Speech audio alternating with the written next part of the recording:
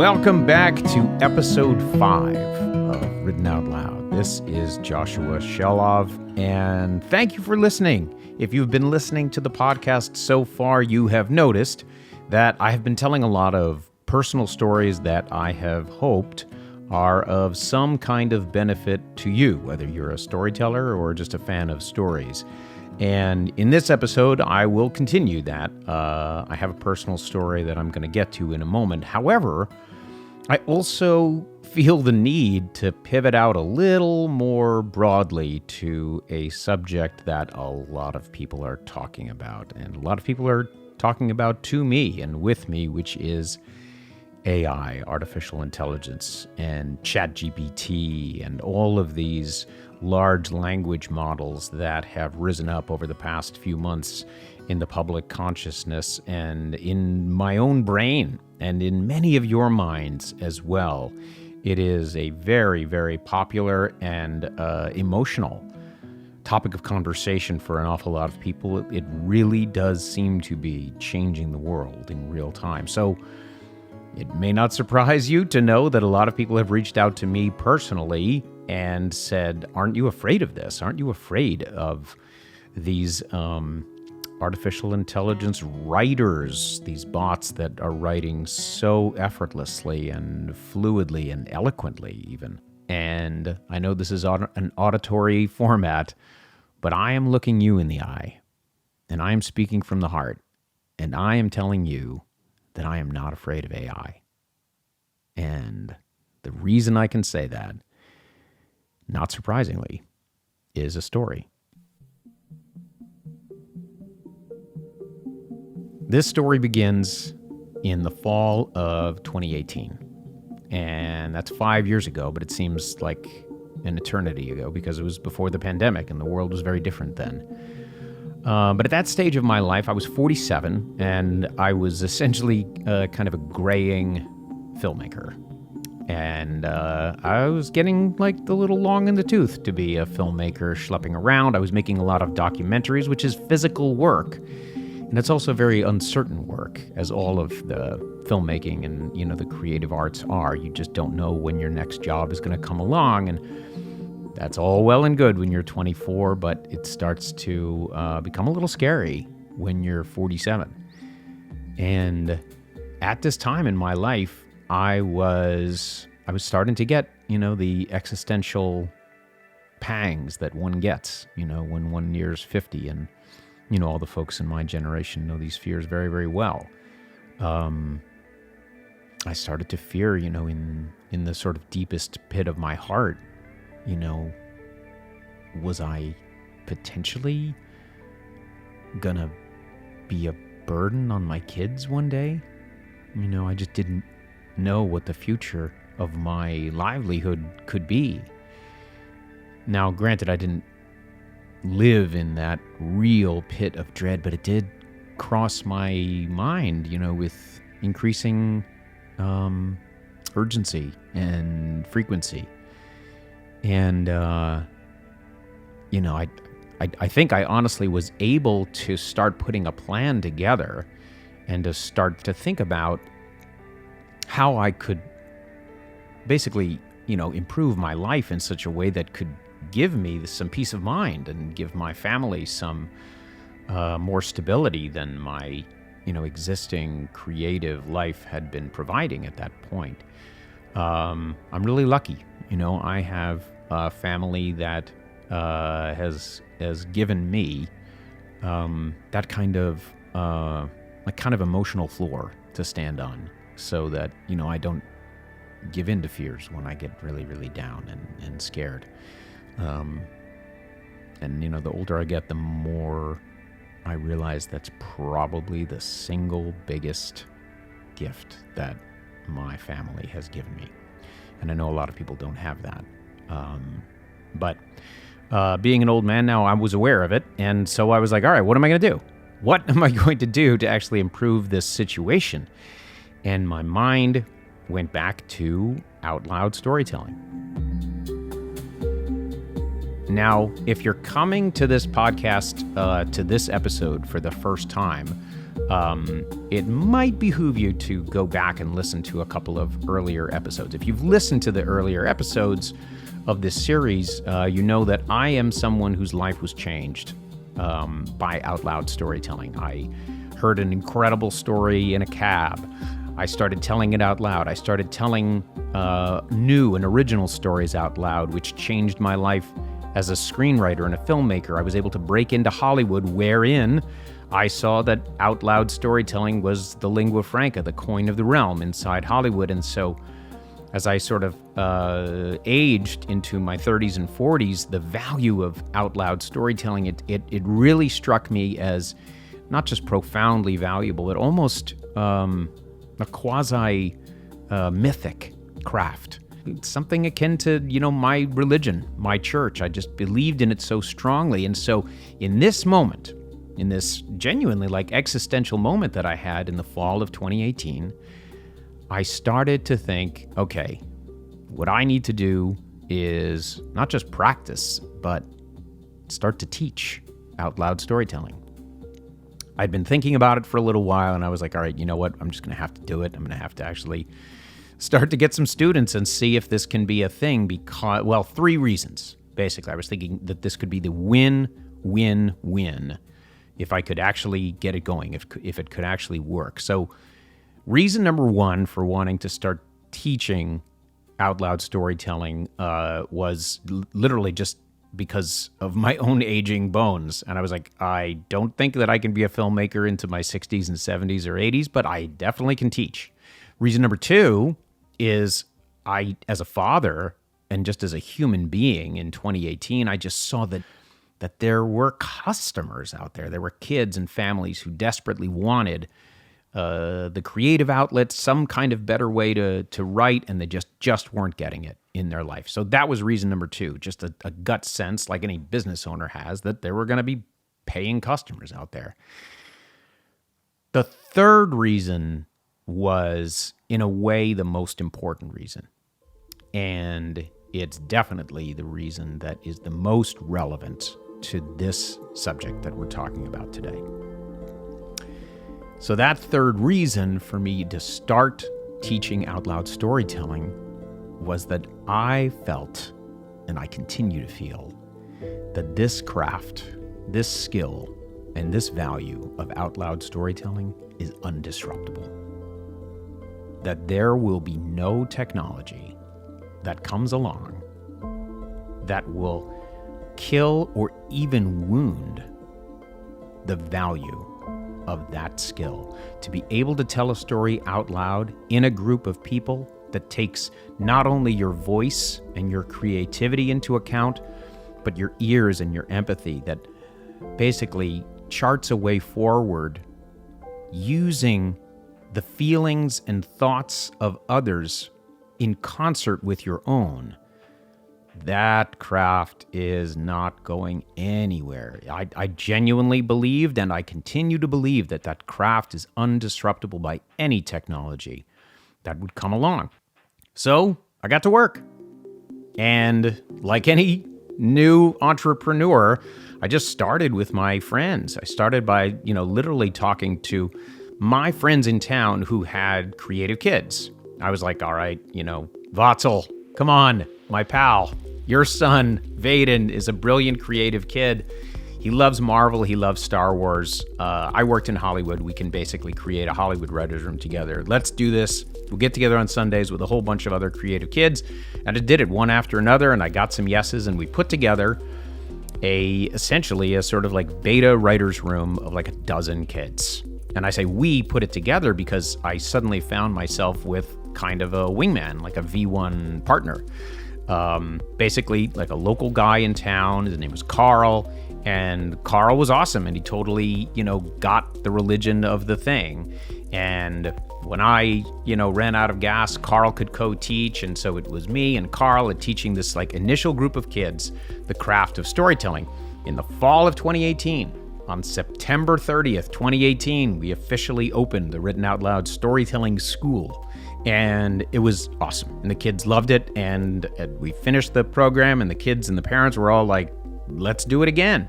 And so I started to feel like, okay, this is a thing. This can be a thing. And we launched it again. Now it's 2019. We rented a little office, and it was magical. They started working on a single story together and saying yes and to each other's ideas. And I would bring in, several principles that I had learned along the way in Hollywood. We talked about Joseph Campbell and the hero's journey. And most importantly, we allowed them to be inspired by the stories they love. So, they would bring their own examples from, whatever, anime and video games, as well as, Harry Potter and Percy Jackson and all of the kids' favorite stories. And they started to create this amazing, original story together. And then the world changed. In March 2020, the party was over. We all went inside. We had been gathering in this rented office in Bridgeport, for over a year, since the fall of 2018. And we were literally right in the middle of this screenplay that the kids were writing together, and suddenly we could no longer meet. Nobody could meet with anyone, of course. The pandemic disrupted everyone and obviously just drove us all inside. And it occurred to me, especially given the deep bonding that this group had done together, that it could work on Zoom, that we could do it, that we could continue the process, and that ultimately, of course, although we would be sad not to be meeting in person, we had no choice. We couldn't meet in person.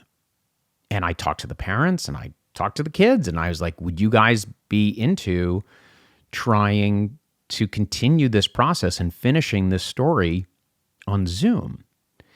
And every single family said, yeah, of course. Let's do it. Let's keep going. And then I told Carl, and Carl quit. He quit. He said it would be a sacrilege to continue or to attempt to continue some facsimile of what we have achieved together as a team in person. It would be a sacrilege to try to attempt to recreate this on Zoom. And he bounced. Carl continued to believe that to insert this kind of technology into the process was the death of the process. Now, was Carl wrong? I don't really believe in right and wrong in these kinds of decisions. Carl believed one thing very strongly, and I respect him for it, but I believed in another thing. I believed that the insertion of the Zoom technology into our storytelling program could be to the benefit of our kids and our students and our community. And so we did. In March of 2020, we put the program on Zoom, and within 6 months, we had about 20 times the number of students because we could suddenly reach kids across the country and connect them with each other. You remember what I was saying earlier about the importance of family in my life and the foundational importance that my family has given me, and how I consider it to be pretty much the most valuable thing I've got. So I want to play you an interview clip with one of the storytellers that we never would have reached had we not trusted in this technology of Zoom. Her name is Sarah Marie White, and over the last 2.5 years, she has completed 5 novels, and she has co-written them all with strangers, with kids that she may never meet. And this is an interview with Sarah Marie conducted by our story director and her teacher, Joe Shelov. So this week you decided that you wanted to talk about found family as a literary theme. Why was that? Well, I love writing about found family. I think people are some of the most complicated things that exist, and the fact that we can form bonds and find each other and help each other out is incredible, and I really like writing about it. I also have a lot of found family. I have a lot of people who've helped me through hard things in my life that aren't blood related, including my current story crew that I'm writing with, who have requested that I call them out. So Drake and Sophie and Rowan and Aram, you are the best, and Maria, you are the best story director I've ever met, and I'm really happy that you're in my life.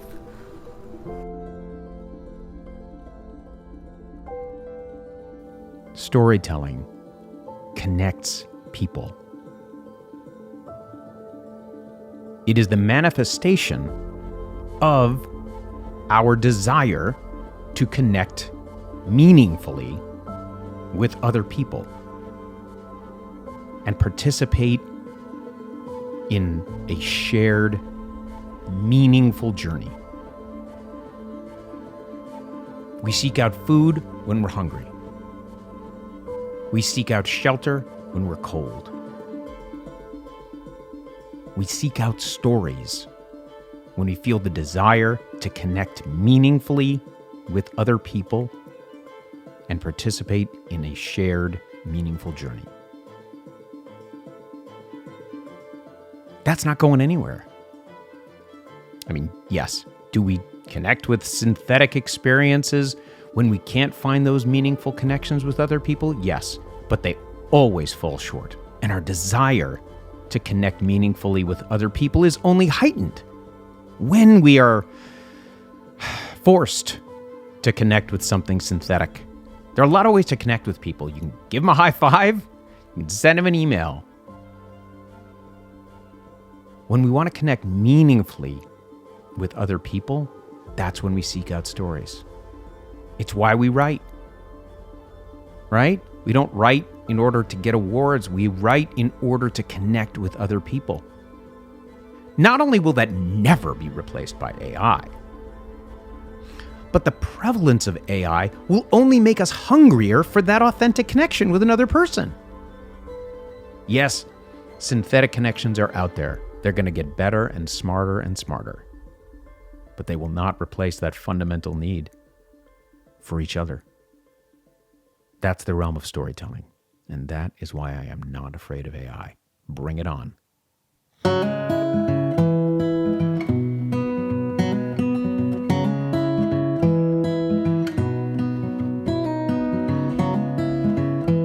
Okay, so here's where we actually do the naked commercial for Written Out Loud. I didn't mean that whole podcast to be a commercial for Written Out Loud, even though it kind of maybe came across as one.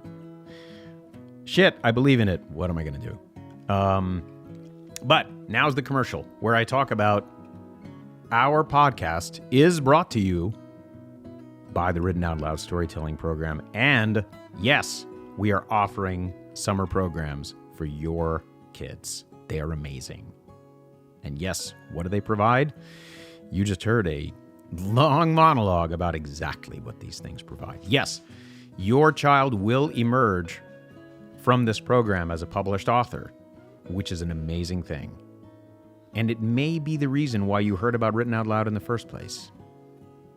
But the real payload of what we deliver is exactly what I just talked about. Your child beginning to use their voice and their ears and their empathy in order to connect with other kids, it will elevate any path that they walk in life. And it is an undisruptible skill. You want to teach your child something that they will value 10 years from now, 20 years from now, 30 years from now? Hey, I don't even care if you take this from me. Go get a storytelling class from somewhere else if you can find it. Teach them the craft of storytelling. We teach kids to have the courage to say their ideas out loud. We teach them to have the empathy to listen to other kids and to allow those ideas from others into the shared space of a collective imagination. And it's in that soil that they grow original stories of their own, which they then write as books. Yes, it does inspire writing, and we love writing. But it is the aftermath of that collaborative out loud process. And that, I believe, is where your child can actually learn to love writing, by working on it with a team, out loud, inspired by the stories they love. So, Go to writtenoutloud.org. Camps all summer long. There's different themes for different kids with different tastes. We'd love to see you this summer. Thanks very much, everybody. I'm Joshua Shelov. Tune in for another episode of Written Out Loud, whenever we make one.